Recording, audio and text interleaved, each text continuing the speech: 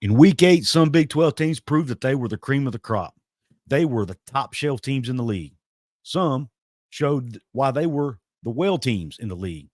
In this episode, which is brought to you by BetUS Sportsbook and Casino and Cats, Cantor, Stone Street, and Buckner Attorneys at Law, we're going to rank these teams top shelf to the well. And I'll tell you where each team belongs after Week 8 games. Stick around after this word from one of those sponsors, and we'll talk about it.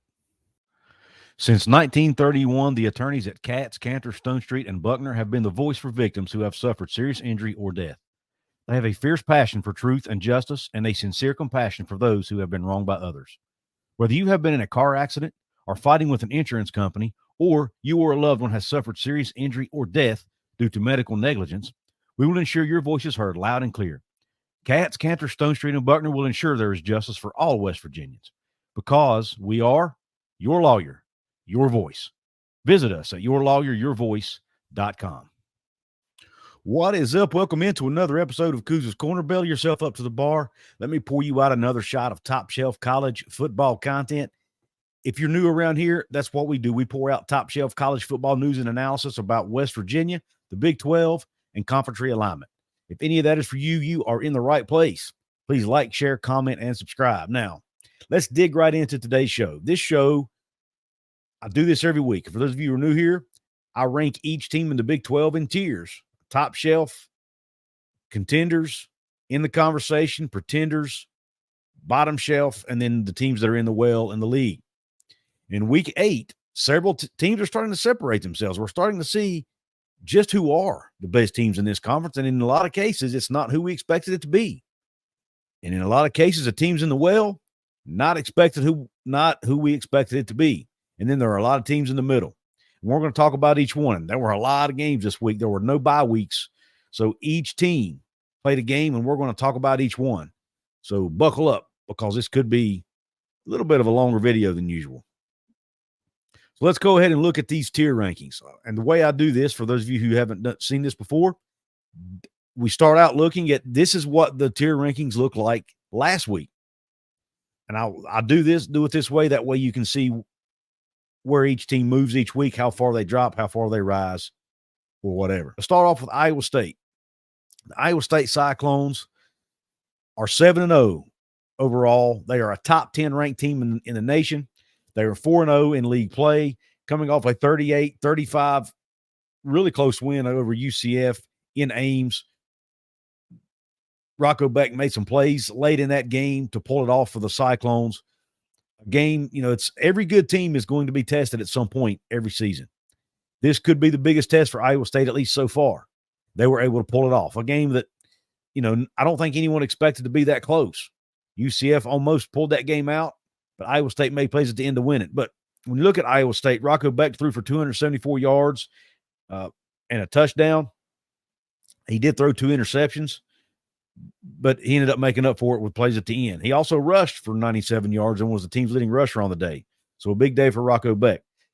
Jalen Noel, the wide receiver, caught 8 balls for 153 yards, a big day for him. And Carson Hansen, the running back, ran for 91 yards. And they rushed overall as a team for 256 yards. So once again, the balanced attack from Iowa State. The Iowa State defense, which has played really well all season, struggled a little bit to stop the run in this one. They gave up 354 yards on the ground to UCF. However, they only gave up 62 yards through the air and held UCF's quarterback to 8 of 20 passing.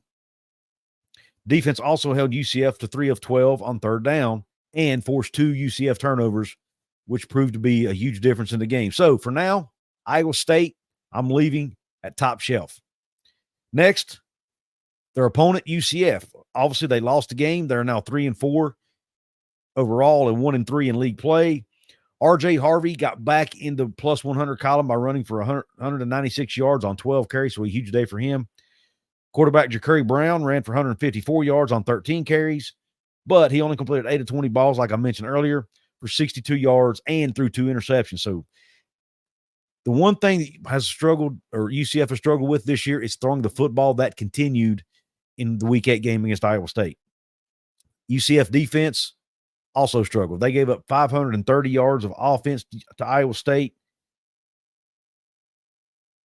and Iowa State succeeded on all 3 of their fourth down attempts in the game. So they could not get off the field when they needed to. So UCF defense could not stop Iowa State, and they could not run the football. That is a recipe for disaster. UCF was a bottom shelf team going into week 8. They lose. They're 1-3 in league play. I think I'll leave them where they are. All right. And the game was in Ames. Yeah, I was going to say I could drop them down the well, I guess, but I think I'll just leave them where they are because they did play them close, and it was on the road. Now let's move to the BYU Cougars, another team who was top shelf last week. They pull out a win. Again, a really close game, 38-35, this time over Oklahoma State. This game, though, was in Provo, or this game was also a home game, just like Iowa State's. It was in Provo. They're 4-0 in league play, 7-0 overall. They had 473 yards of offense in the game, 218 passing, 255 rushing.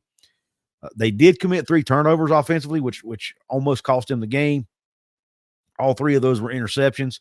2 of those by quarterback Jake Retzlaff. The other one was a trick play thrown by running back Hinkley Rapati. Got to give a shout-out to Darius Lassiter, wide receiver for BYU. Had a huge game. 6 catches, 129 yards, and a touchdown. So shout-out to him. Jake Retzlaff was 13-26, passing for 218 of those and 2 touchdowns to go along with the 2 interceptions. The one huge piece was back for BYU, and that was running back L.J. Martin. He came back from injury and had a great day. 20 carries, 120 yards, 2 touchdowns. Jake Retzlaff chipped in with 81 more rushing yards from the quarterback spot. The BYU defense continues to play at a really high level. Statistically, they did not play as well as in past games statistically, but they did enough to win games. They made plays when they needed to, forced turnovers, and they only gave up 152 yards passing to Oklahoma State. So I'm leaving BYU because they're undefeated. They're coming off another win, leaving them as a top shelf team. The next let's go to Oklahoma State, their opponent for that game. Oklahoma State drops their 4th conference game. They fall to 0-4 in the league. They're 3-4 overall. Garrett Rangel started at quarterback before eventually leaving the game early with an injury after a long run he had. He carried the ball 5 times for 77 yards, threw the ball 9 times, completed 6 of those for 51 yards, a touchdown, and a pick. Alan Bowman came in relief, was 11-19 for 85 yards, a touchdown, and an interception. Ollie Gordon finally got over the 100-yard mark for Oklahoma State. 107 yards on 16 carries, also ran for 2 touchdowns. Big story here for Oklahoma State. They had their top 3 defenders out of the game. Allen Oliver's been out all year. Nick Martin has missed the last few games, their starting linebacker. And then this game, Rucker, their best safety, was out in this game as well. So their top 3 defenders missed the game. But yet Oklahoma State was still almost able to pull the game out. That shows you this team's playing hard for Mike Gundy. There's too many injuries. They're not getting good quarterback play out of Bowman. So for that reason, they're struggling. They're 0-4 in league play. They are now the only winless team in conference play in the Big 12. So they have to be in the well. Next, let's go to the next game that was on the list, and that is the Kansas State Wildcats versus the West Virginia Mountaineers. Now, Kansas State obviously destroyed West Virginia, 45-18. They are now 6-1 in league play, 6-1 overall, 3-1 in league play. 414 yards of total offense, 298 through the air with Avery Johnson, only 116 on the ground. West Virginia was able to limit that rushing attack, but that porous West Virginia secondary continued to give up big plays in the pass game. Avery Johnson completed 19 out of 29 for 298 and 3 touchdowns. No interceptions. They had 9 different receivers catch passes in the game, so Avery Johnson spread the wealth. They were 7 of 12 on 3rd down and 1 of 1 on 4th down, so they were making plays to extend drives and keep run the clock and control the clock. They forced 2 Garrett Green interceptions on defense, only gave up 295 total yards on the day, and held West Virginia's running backs, Jaheim White and C.J. Donaldson, to 2.7 yards per carry. Not a lot of teams have been able to do that this year. K-State did it. So K-State, I'm telling you what, they're a real good football team. Might be the top team in the league, even though they've lost a game. And so I'm moving them up from contender to top shelf for now. I think they deserve to be a top shelf team in the Big 12 Conference. All right, and as for West Virginia, obviously they lost that game to Kansas State. Horrible loss. They lost 3 of their top players on offense to injury in the second half: Garrett Green, Jaheim White, and left tackle Wyatt Milam. Backups just could not do anything.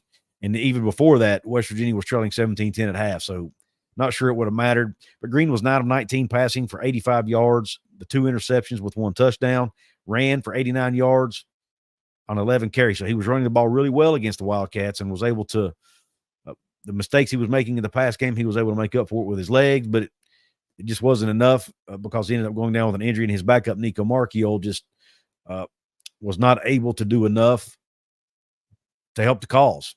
Not a good day for Nico throwing the ball either. I forgot to write down his stats, but nonetheless, they weren't very good. Just leave it at that. The West Virginia defense struggled to stop Kansas State, especially through the air. Or really primarily through the air. They stopped them in the run game, but just could not stop some big pass plays. And because of that, Kansas State got the win. West Virginia, I'll tell you, I think I'm going to move them down. I don't know. They're 2-2 in league play. Even though they're not playing well, they are technically still in the running for a Big 12 title game appearance. I guess I'll still leave them as a pretender for now because Kansas State is a good football team, and their other losses to Iowa State, they're also a good team. And by the way, West Virginia is 3-4 overall and 2-2 in league play. Next, the Cincinnati Bearcats against the Arizona State Sun Devils. Cincinnati wins the game 24-14, puts them at 5-2 overall, 3-1 in league play. Who saw this coming? I didn't. I did think Cincinnati would be better than a lot of the experts thought, but I didn't think they'd be 5-2 at this point in the season, but they are. 407 total yards of offense for Brendan Sorsby and company.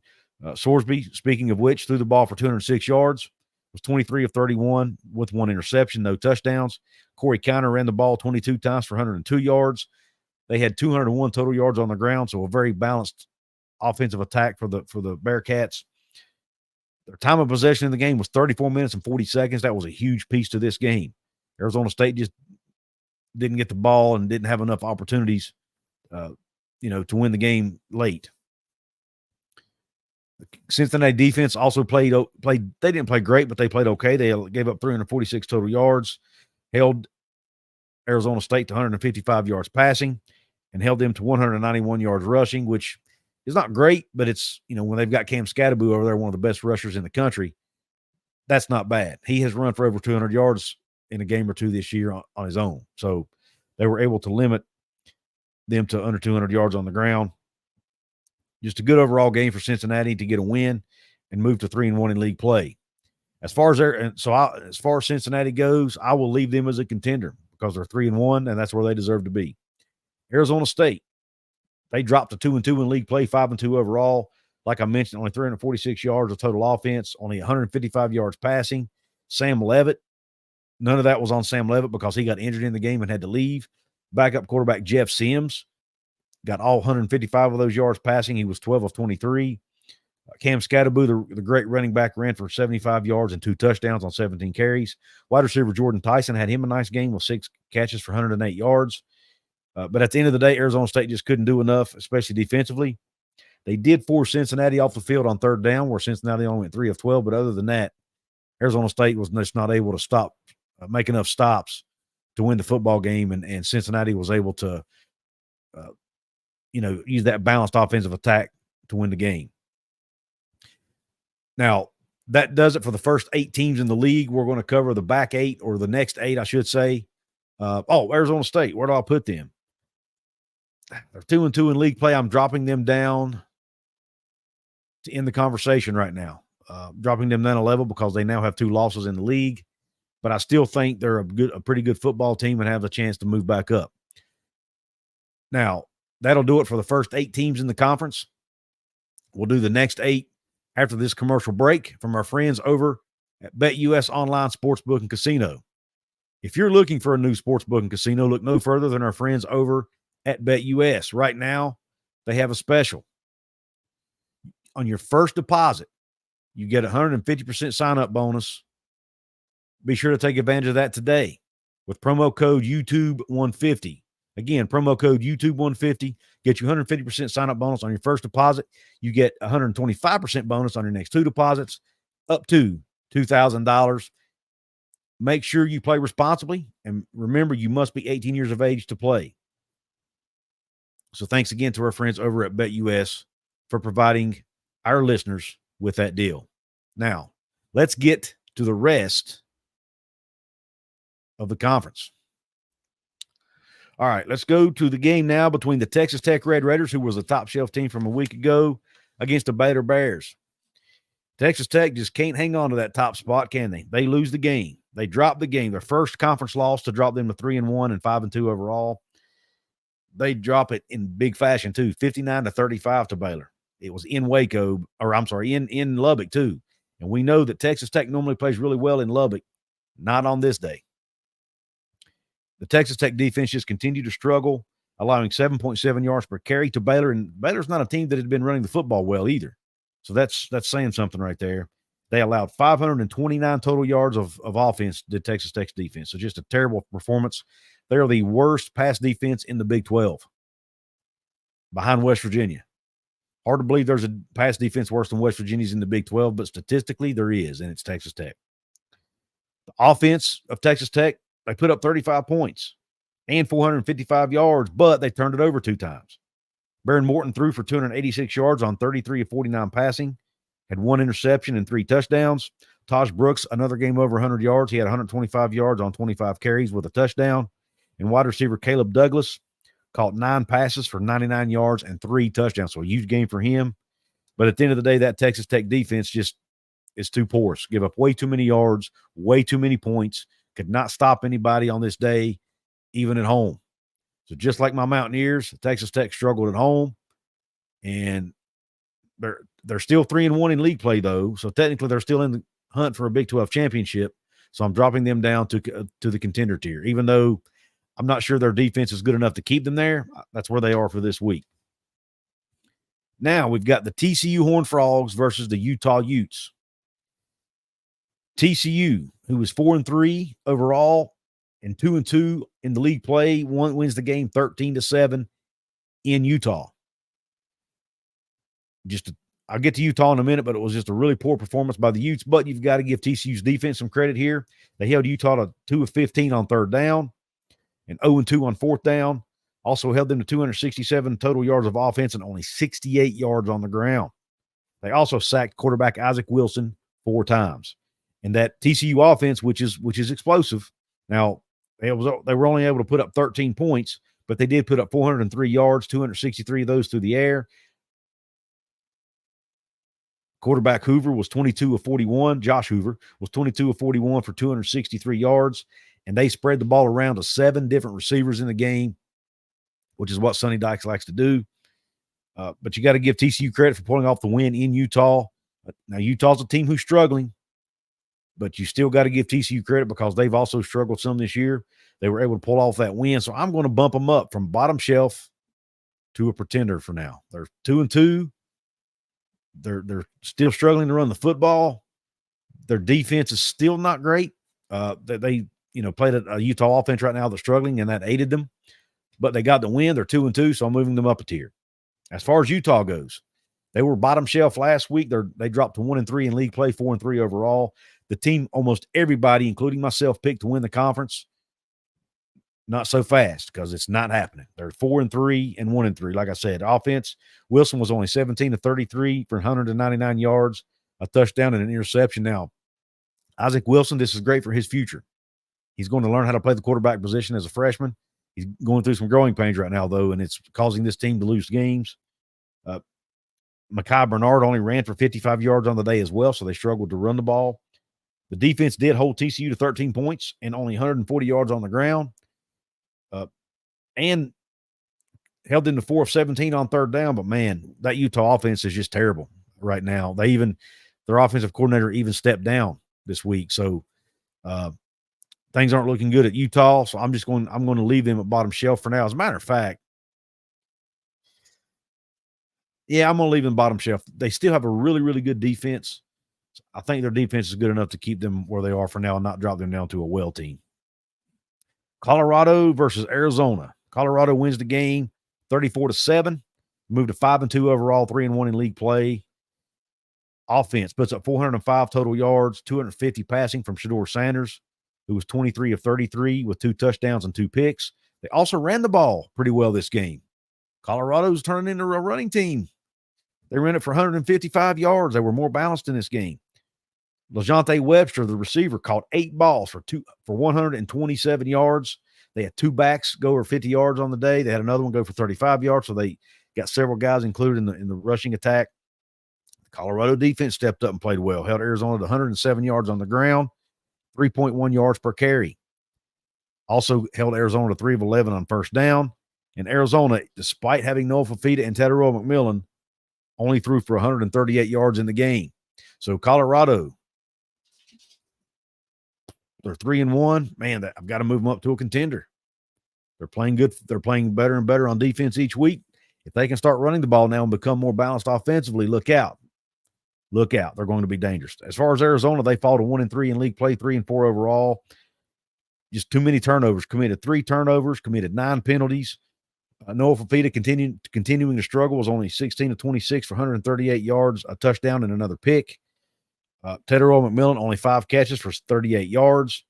Just could not get anything going offensively for Arizona, so they dropped to 1-3 on the day, or on the season, rather. Right now, I've got them at bottom shelf. I think I'll leave them there for now. Houston, they played Kansas. The battle of the bottom feeders, right? Houston wins the game, or I'm sorry, Houston loses the game, drops to 1-3 on the year in league play, 2-5 overall. They lose it 42-14 to the Jayhawks. Offensively, only ran for 98 yards and 3.1 yards per carry. Houston continues to struggle to run the football, have been most of the season. They also committed 4 turnovers. 3 of those interceptions by Donovan Smith, who threw 24 times, completed 15 of them for 173 yards and 2 touchdowns to go along with the 3 picks. And Donovan also was their leading rusher, running for 45 yards. The Houston defense, which had been playing pretty well, gave up way too many points in yards to Kansas. Now, a lot of that, though, could probably be attributed to the turnovers. So, really, the offense didn't help Houston out any here. But they gave up 470 total yards to Kansas, 223 of those on the ground, and 7.4 yards per rush. So the Houston couldn't run the ball, and they couldn't stop the run in this game because Kansas, who now wins their first conference game, moves up to 1-3 in league play, 2-5 overall, got 108 yards and 2 touchdowns from Devin Neal on the ground. Jalen Daniels threw it 21 times, completed 16 for 247 yards and 3 touchdowns. They just ran the ball extremely well, was able to move it on the ground at will pretty much against Houston. And Kansas got to give credit to Kobe Bryant, the cornerback on the defensive side of the ball for Kansas. 3 interceptions for Kobe Bryant, so a huge day for him defensively. He was responsible for 3 of the 4 turnovers on his own, so he really helped propel that team. So where do I want to move them?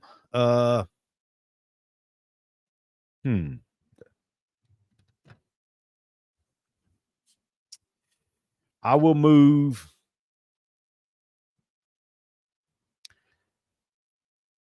Kansas up. I'll leave Houston as bottom shelf, and we'll see. Gosh. I think I've got to move Houston, I'll move Kansas up a notch to bottom shelf. I'll move Houston down to the well. And I forgot to talk about Baylor, didn't I? Baylor, they win their first conference game as well, move up to 1-3 in conference play, 3-4 overall, 529 yards of offense for the Bears, 274 passing, 255 rushing, so great balance there. Sawyer Robertson was 21 of 32 for 274 yards and 5 touchdowns. Running back Bryson Washington carried the ball 10 times for 116 yards and 2 scores. Josh Cameron, 3 touchdown catches, 6 catches overall. And the Baylor defense stepped up and forced 3 turnovers against Texas Tech and held that Texas Tech offense to only 149 yards rushing. Now, Taj Brooks got his 125, but they held him to 149 overall, which is pretty good against a powerful Texas Tech offense. So I'm going to move Baylor up from well to bottom shelf. So now to summarize, Three top shelf teams in this league, in my opinion. Those are Iowa State, BYU, Kansas State. Yes, Kansas State has lost to BYU, but I think they're getting better. I still think they might be the overall best team in this conference when you look at all three sides of the ball. Contenders are Cincinnati, Texas Tech, and Colorado. Arizona State's still in the conversation. They're still 2-2. Pretenders, West Virginia, TCU. Bottom shelf teams are Utah, Kansas, UCF, Baylor, and Arizona. And the two teams in the well of this conference, the Houston Cougars, and believe it or not, a team that a lot of people picked to win this league and the only winless team in the conference, the Oklahoma State Cowboys. So, with that being said, I want to know what you think. Where did I get it wrong? Where did I get it right this week? Let me know in the comment section. I want to give a quick shout out to my VIP channel members of this episode. These are paid VIP members. You can pay $4.99 a month or $2.99 a month, depending on what level you want to join. Hit the button below or beside my profile photo to check it out. The members of this episode are Bill G, Phil LeMasters, Tom Reinhart, Appalachia Africa Twin, and Hellbilly. Thank you all for your continued support of the channel and helping me grow here. I also want to give another shout out to my sponsors, BetUS Online Sportsbook and Casino, and Katz, Cantor, Stone Street, and Buckner Attorneys at Law. If you're looking for a personal injury attorney or medical malpractice attorney in the state of West Virginia or Virginia, there's licensed in Virginia as well, look no further than our friends over at Katz, Cantor, Stone Street, and Buckner. Give them a call at 304-999-HURT or go to the website at yourlawyeryourvoice.com. Check out the video in the top corner of your screen. I said that backwards. Top corner of your screen if you want more top shelf Big 12 content. I hope the rest of your day or night, depending on when you're watching this, is top shelf. And don't forget, whether the Mountaineers win or lose, I will always remind you to cue country roads.